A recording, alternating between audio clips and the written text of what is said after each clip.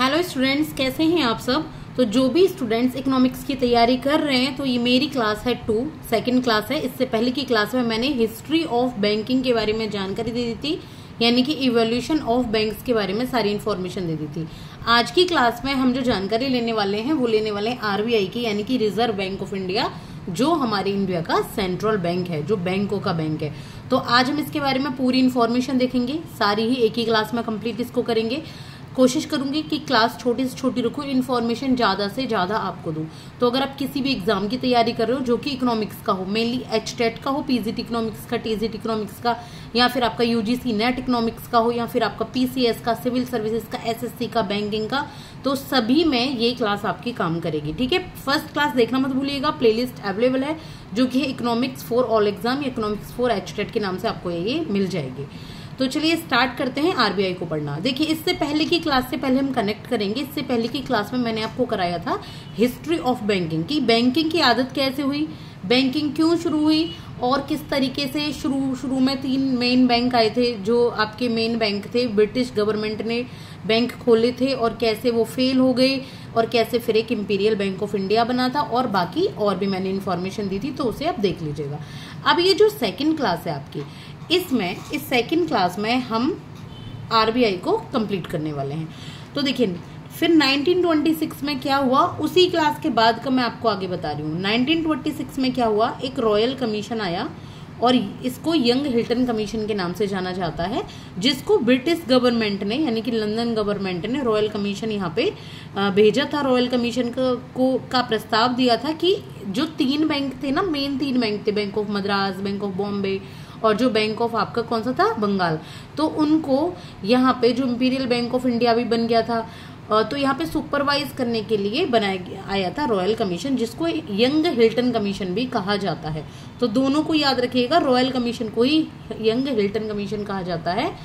फिर 1927 में क्या हुआ, लंदन पार्लियामेंट ने एक बिल पेश किया कि आरबीआई बना दिया जाए, रिजर्व बैंक ऑफ इंडिया बनाया जाए, यानी कि सेंट्रल बैंक बनाया जाए, बैंकों का बैंक बना जाए जो बैंकों को रेगुलेट कर सके। तो फिर क्या हुआ 1933 में, अब 1927 में तो बिल आ गया आरबीआई को एस्टेब्लिशमेंट करने का। अभी आरबीआई एस्टेब्लिशमेंट नहीं हुआ, सिर्फ और सिर्फ बिल आया है, बिल को पास कर दिया 1933 में। हाँ जी, इतने साल लग जाते हैं, ऐसे नहीं कि साथ के साथ बिल पास हो गया, बहुत सी चीजें सोचनी होती हैं। तो 1933 में बिल पास हो गया। अब 1934 में आरबीआई एक्ट आया, जिसका नाम था आरबीआई एक्ट 1934। ठीक है, अभी भी यहाँ पर आरबीआई नहीं बना है, सिर्फ और सिर्फ एक्ट आया है जिसका नाम है आरबीआई एक्ट 1934।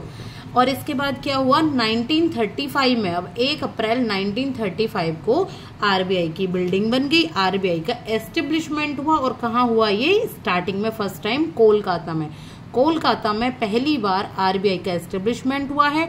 और अक्टूबर 1937 में आरबीआई को कोलकाता से बॉम्बे शिफ्ट कर दिया गया है, और इसका हेडक्वार्टर क्या रहा है, मुंबई। ठीक है, अभी का मुंबई है, उस टाइम बॉम्बे था, हेडक्वार्टर मुंबई रहा है। इसके बाद 1937 में क्या हुआ, जब 1937 में बॉम्बे शिफ्ट कर दिया गया आरबीआई, वहीं पर एक और काम हुआ। 1937 में बर्मा अलग हो रहा था इंडिया से, इंडिया और बर्मा जुदा हो रहे थे, अलग हो रहे थे। ठीक है, बर्मा एक इंडिपेंडेंट कंट्री बन रहा था। तो बर्मा के पास, बर्मा क्या है, बर्मा है म्यांमार कंट्री, जिसको अब हम म्यांमार बोलते हैं, उस टाइम पे बर्मा कहा जाता था। तो म्यांमार कंट्री ने बोला आरबीआई से कि आप हमारे भी अकाउंट्स को मेंटेन करो। 1947 तक तो आरबीआई ने बर्मा के अकाउंट को भी मेंटेन किया, तो बर्मा के जो बैंक थे उनके भी अकाउंट्स को मेंटेन किया था। इसके बाद है 1947 में, 10 साल बाद, इसके 10 साल बाद पाक और इंडिया अलग हो गए, पाकिस्तान और इंडिया अलग हो गए। तो पाकिस्तान के पास उस टाइम कोई सेंट्रल बैंक नहीं था, तो पाकिस्तान ने भी इसी आरबीआई से कहा कि जून 1948 तक, 1948 तक आप हमें एक्सेस दो और हमारे बैंक्स को भी रेगुलेट करो और हमारे अकाउंट्स को मेंटेन करो। तो आरबीआई ने 1947 तक पाक के लिए भी काम किया है, पाकिस्तान के लिए भी काम किया है। इसके बाद आरबीआई जब एस्टेब्लिश हुआ था, तो एस्टेब्लिशमेंट के टाइम पे ना आरबीआई के सिर्फ 4.4% इंडिया के लोगों की मनी थी। 100% में सिर्फ 4.4% इंडिया के लोगों की मनी थी। 96% जो मनी थी वो लंदन गवर्नमेंट की थी। तो जो 96% लंदन गवर्नमेंट का पैसा था, तो 1 जनवरी को क्या हुआ, 1 जनवरी 1949 को आरबीआई का नेशनलाइजेशन हुआ। तो दो बातें आपको बहुत ज्यादा याद रखनी है कि अगर आए क्वेश्चन की नेशनलाइजेशन कब हुआ आरबीआई का, राष्ट्रीयकरण कब हुआ इंडिया का, प्योर इंडिया का जब आरबीआई बैंक बन गया, तो ये 1949 में हुआ है। और जो आरबीआई एस्टेब्लिश हुआ है, आरबीआई एक्ट जो बना है वो 1934 में हुआ है। ठीक है, बहुत सारी चीजें।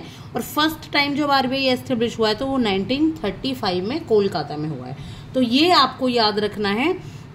तो 1 जनवरी 1949 को नेशनलाइजेशन हुआ था आरबीआई का। और ये जो इसकी यहाँ गलती से लिख गया 96% मनी थी, ये लंदन वालों को इंडिया की आरबीआई ने लौटा दी।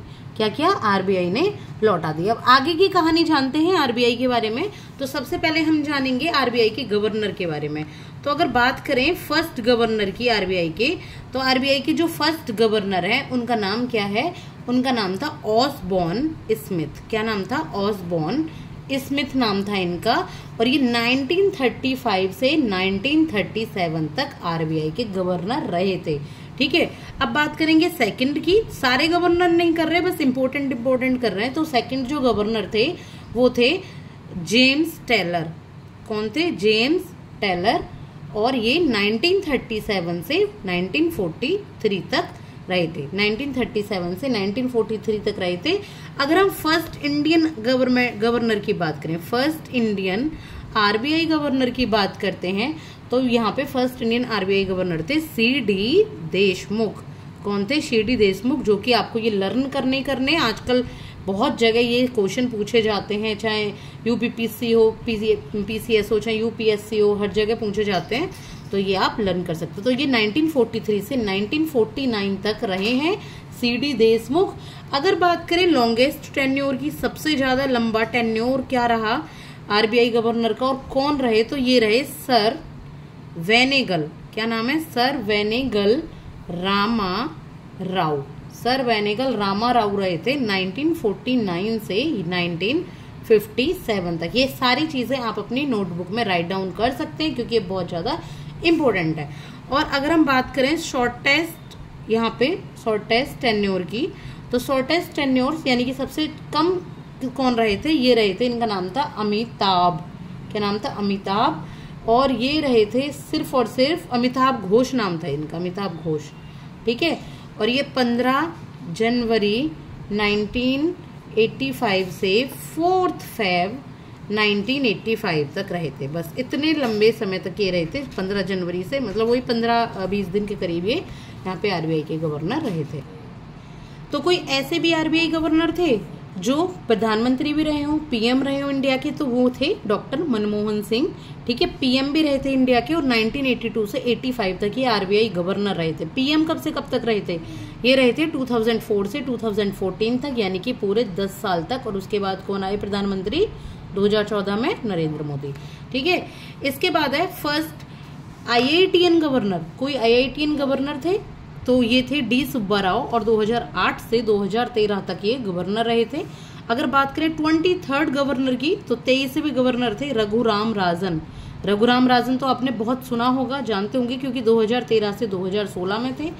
24th मेन है, बहुत इंपॉर्टेंट है, उर्जित पटेल। क्यों है? 2016 से 18 तक रहे थे क्योंकि इनके टाइम पे डीमोनेटाइजेशन हुआ था। 2016 में डीमोनेटाइजेशन, जो करेंसी थी, जो मनी थी, 500 के 1000 के नोट बंद कर दिए गए थे, एकदम से नए नोट आ गए थे, तो वो डीमोनेटाइजेशन हुआ था। 25th को शक्तिकांत दास, 25th जो गवर्नर थे वो थे शक्तिकांत दास, जो कि 2018 से 2024 तक गवर्नर रहे थे।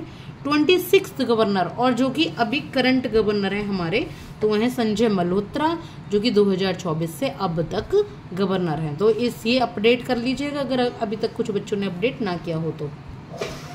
अब यहाँ पर हम बात करेंगे आरबीआई के फंक्शन क्या है, यानी कि आरबीआई के काम क्या क्या हैं। तो आरबीआई क्या क्या वर्क करता है उसको हम एक एक करके समझेंगे। सबसे पहले है करेंसी प्रिंटिंग। तो हाँ जी, आरबीआई जो सबसे पहले काम करता है वो काम करता है करेंसी प्रिंटिंग का। अब क्या सारी करेंसी प्रिंट करता है आरबीआई? बिल्कुल भी नहीं, सारी करेंसी आरबीआई प्रिंट नहीं करता है। हम अभी करेंसी को 3 पार्ट्स में डिवाइड कर लेते हैं, देखिए इस तरीके से। अब आरबीआई जो करेंसी प्रिंट करता है वो भी मैं आपको बताऊंगी, और जो गवर्नमेंट प्रिंट करती है वो भी मैं आपको बताऊंगी। तो 3 प्रकार की करेंसी होती है। सबसे पहले हैं जितने भी कॉइन्स होते हैं, कॉइन्स यानी कि जो भी आपके सिक्के हैं। कितने सिक्के? कौन से सिक्के? ₹1 से लेके जो भी आपके यहाँ पे 10-20 रुपए तक के सिक्के होते हैं। इसके बाद बात करेंगे यहाँ ₹2 से लेके जो सिक्के होते हैं। इसके बाद बात करेंगे ₹1 के नोट की, और तीसरी बात करेंगे ₹2 से लेके 2000 तक के नोट की। तो ये 3 टाइप के हैं। एक तो जितने भी कॉइन्स हैं, कॉइन्स कितने, ₹1 से लेके जितने भी कॉइन्स हैं, और ₹1 का जो नोट आता है, और एक 2 से 2000 तक के जो नोट आते हैं। 2 तरीके के नोट हैं और बाकी सारे कॉइन्स हैं। तो देखिए जितने भी कॉइन्स हैं इसको हमारी गवर्नमेंट ऑफ इंडिया इनको निकालती है, इनको प्रिंट करती है। ₹1 के नोट को भी गवर्नमेंट ऑफ इंडिया प्रिंट करती है, लेकिन जो आरबीआई प्रिंट करता है वो ये हैं 2 से 2000 के नोट को कौन प्रिंट करता है, आरबीआई यहाँ पे प्रिंट करता है। ये जो जितने भी गवर्नमेंट ऑफ इंडिया के कॉइन्स हैं, तो कॉइन्स साइन नहीं किए जाते, इन पे कोई सिग्नेचर नहीं होते, ठीक है। तो सिग्नेचर इन पे नहीं होते, लेकिन जो ₹1 का नोट होता है उस पे फाइनेंशियल सेक्रेटरी के, फाइनेंस जो सेक्रेटरी होते हैं, वित्त सचिव, उनके सिग्नेचर होते हैं। ₹1 का नोट कभी देखिएगा, और 2 से 2000 के नोट होते हैं, उस पे किसके सिग्नेचर होते हैं, उस पे जो आरबीआई के गवर्नर होते हैं उसके सिग्नेचर यहाँ पे होते हैं 2 से 2000 तक के नोट पे। तो करेंसी प्रिंटिंग समझ आ गई होगी आपको कि आरबीआई कितने कितने के प्रिंट छापता है और किसने यहाँ पे किसके साइन होते हैं। अब बात करेंगे करेंसी सर्कुलेशन की। कैसे बात करेंगे, करेंसी सर्कुलेशन की। तो कैसे करेंसी सर्कुलेशन होती है, देखिए आरबीआई क्या करता है, मनी देता है बैंक्स को, बैंक्स उस मनी को लोन में देता है। फिर जब लोन से ये पैसा वापस बैंक के पास आता है, तो बैंक के पास जो एक्सेस अमाउंट होता है तो वो आरबीआई को देता है। तो इस तरीके से मनी सर्कुलेट होती है आरबीआई में, आरबीआई के द्वारा, ठीक है। तो ये जो नोट्स हैं सर्कुलेट होते हैं। इसके बाद बैंकर्स बैंक। अब आरबीआई बैंकों का बैंक कैसे है, बैंकर्स बैंक तो है लेकिन कैसे है, देखिए आरबीआई बैंकों का बैंक इसी तरीके से है कि जितने भी बैंक हैं वो क्या करते हैं, चाहे वो एचडीएफसी हो, चाहे वो यहाँ पे प्राइवेट हो, कमर्शियल हो, ठीक है, कोई भी है, या एसबीआई हो गया, यहाँ पे आईसीआईसीआई हो गया, ये क्या करते हैं, ये यहाँ पे आरबीआई इनको रेगुलेट करता है। जब भी इन बैंकों के पास पैसे की कमी होती है, कोई दिक्कत आती है, तो आरबीआई इनकी मदद करता है, आरबीआई इनको रेगुलेट करता है, आरबीआई इनकी डूब जाए लिक्विडिटी के टाइम पे, तो हर तरीके से आरबीआई इनका साथ देता है। तो आरबीआई बैंकों का बैंक है, ठीक है, इसके ऊपर है, कोई ना कोई जैसे गार्जियन होता है ना, जैसे गार्जियन है आरबीआई बैंकों का। इसके बाद गवर्नमेंट बैंक। हाँ जी, आरबीआई गवर्नमेंट का बैंक है। जो बैंक है होता है गवर्नमेंट का, वो आरबीआई को ही जाना जाता है, गवर्नमेंट का कोई अलग से बैंक नहीं है। कैसे, गवर्नमेंट के पास भी जो भी एक्सेस मनी होगी वो भी आरबीआई यहाँ पे गवर्नमेंट यहाँ पे आरबीआई को जमा करेगी। और दूसरा कैसे होता है, देखिए प्रेसिडेंट के जब इलेक्शन लड़े जाते हैं तो यहाँ पे क्या होता है, जितने भी सीरियस कैंडिडेट होते हैं उन्हें जैसे 15,000 रुपए उन्हें जमा करने हैं, तो कहाँ जमा करेंगे, गवर्नमेंट के अकाउंट में नहीं, वो आरबीआई में जाके जमा करते हैं। आरबीआई के पास ही गवर्नमेंट ऑफ इंडिया का अकाउंट होता है। तो इस तरीके से जो गवर्नमेंट का बैंक है वो मेनली आरबीआई ही है। Lender of last resort. Lender of last resort कैसे है ये, अब बैंक है एसबीआई, एसबीआई को पैसे की जरूरत पड़ी, उसने कहा एचडीएफसी थोड़े से पैसे दे दो, एचडीएफसी ने कहा मेरे पास तो ऑलरेडी कम है, मैं नहीं दे सकता, मेरे को दिक्कत आ रही है। आईसीआईसीआई से बोला, उसने भी नहीं दिए।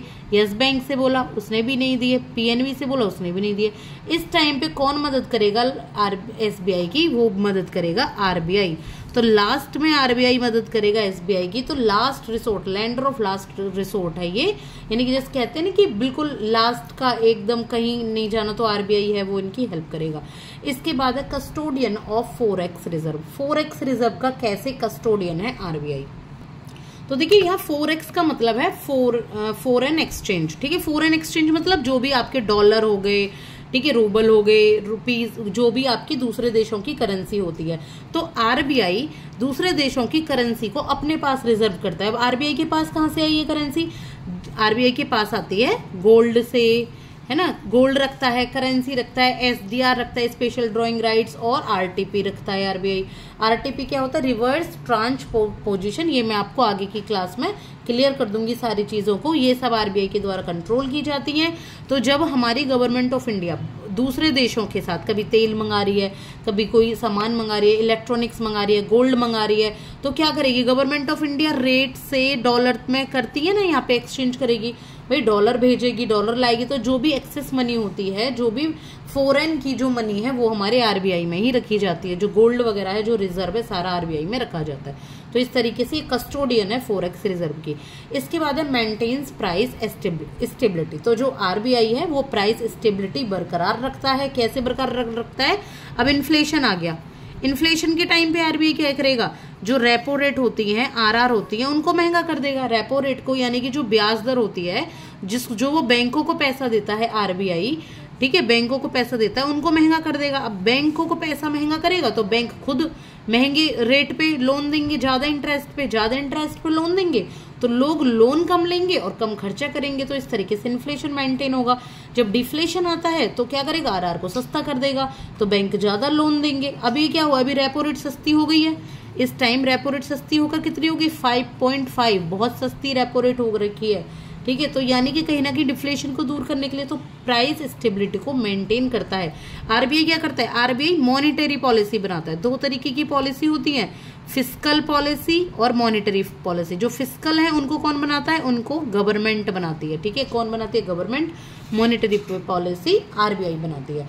इसके बाद बात करेंगे फाइनेंशियल इंक्लूजन की। तो फाइनेंशियल इंक्लूजन कैसे रहता है कि जो आरबीआई है वो क्या इस बात पे ध्यान रखती है कि लोगों के जनधन योजना अकाउंट खुल रहे हैं कि नहीं खुल रहे, ठीक है। बैंक की नॉलेज, बैंक की हैबिट देने के लिए ये जो तो आरबीआई जनधन योजना अकाउंट आरबीआई ने खुलवाए, ठीक है। ये नो फ्रिल अकाउंट होते हैं। नो फ्रिल अकाउंट क्या होते हैं? जहां पे मिनिमम अमाउंट रखने की जरूरत नहीं होती, चाहे लोगों के पास पैसा हो ना हो, भाई बैंक में अकाउंट खुलवा लो। जब भी पैसा हो, जो भी हो, जमा करने की आदत डालो, बैंकिंग की हैबिट की आदत डालो। दूसरा, आरबीआई ये भी ध्यान रखती है कि एग्रीकल्चर को कितना जा रहा है लोन, ज्यादा से ज्यादा एग्रीकल्चर को जाए, ज्यादा से ज्यादा स्टार्टअप्स को लोन जाए, ठीक है। तो ये भी आरबीआई ध्यान रखती है। अब मेन एक पॉइंट रह गया है सिर्फ और सिर्फ कि आरबीआई का एजेंट कौन है।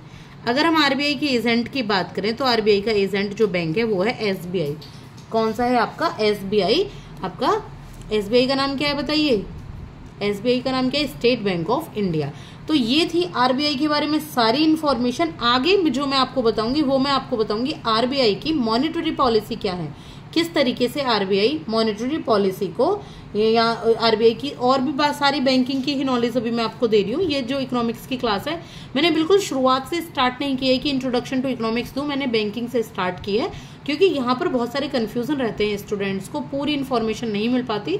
तो सारी इन्फॉर्मेशन के साथ है। अभी बस ये जो मैंने थोड़ा हैंड रिटन में किया है ना, इसको आप एक बार सुन के समझ के अपने तरीके से अपने नोट्स में उतार लीजिए, ऐसे आपको समझ नहीं आएंगे। कोशिश करूंगी कि आगे से थोड़ा साफ और क्लियर आपके लिए क्लास लाऊं। अगर आपको इस क्लास से रिलेटेड कोई भी मुझे यहाँ पे कमेंट करना है या कोई भी बात बतानी है, कोई सलाह देनी है, तो आप मुझे दे सकते हैं, आप जिस तरीके से भी चाहते हैं। फर्स्ट टाइम मैं आपको इस तरीके से क्लास दे रही हूँ, जितनी मेरे से हो सकती है। तो प्लीज सपोर्ट कीजिएगा, लाइक एंड सब्सक्राइब कीजिएगा, और किसी भी कोई भी कोर्स के स्टूडेंट हो, कोई भी एस्पिरेंट हो, सभी देख सकते हैं इसको। Thank you so much.